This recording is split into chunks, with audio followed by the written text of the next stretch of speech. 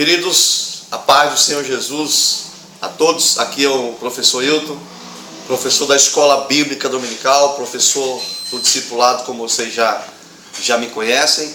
Eu quero ler um texto da Palavra de Deus para vocês, um texto que está registrado na carta do apóstolo Paulo à igreja de Coríntios, capítulo 15, versículo 1 e 2. Um texto que eu considero um dos textos impressionantes, fantásticos, que fala sobre a permanência do cristão na fé após a sua salvação.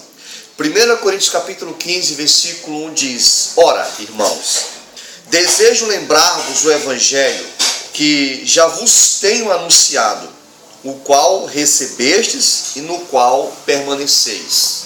Paulo está falando de cristãos que tinham recebido o evangelho que anteriormente, outrora, foi anunciado a eles. E Paulo diz aqui, no qual recebestes e no qual permaneceis. Duas palavras que são importantes para nós destacarmos aqui, queridos. Receber o evangelho e permanecer no evangelho. Escute, receber o evangelho e permanecer no evangelho. O cristão precisa fazer duas coisas após ser salvo. Ele precisa, após receber o evangelho, ele deve agora se esforçar para permanecer no evangelho. No versículo 2, ele diz: pelo qual também sois salvos. Olha só, a salvação, ela vem quando a pessoa recebe o evangelho, tá? E ela permanece no evangelho. Veja que uma palavra dá sequência a outra. Quando a pessoa recebe o evangelho, a pessoa permanece no evangelho, é a salvação. E isso está englobado a salvação. A salvação, ela envolve, é uma soma de três coisas. Primeiro, receber o evangelho. Segundo, permanecer no evangelho. Terceiro, olha o terceiro: pelo qual também sois salvos, se o reterdes, tal como vou-lo anunciei, se não é que crestes em vão. Então, a terceira coisa: receber o evangelho e permanecer no evangelho.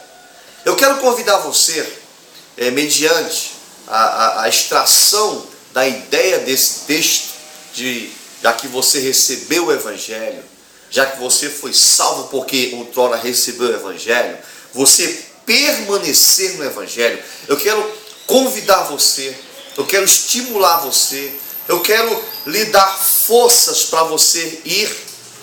Agora, a minha intenção, a minha ideia ao gravar esse vídeo é te levar ao entendimento de que você precisa frequentar a escola bíblica dominical. Você precisa ir ao discipulado. Então amanhã tem escola bíblica dominical às 9 horas. Quero ver você lá. Quero convidar você a estar lá. E também ao discipulado, que é um trabalho muito, muito, muito importante, queridos. Como você já conhece, como você já sabe. Então, amanhã a gente se encontra lá.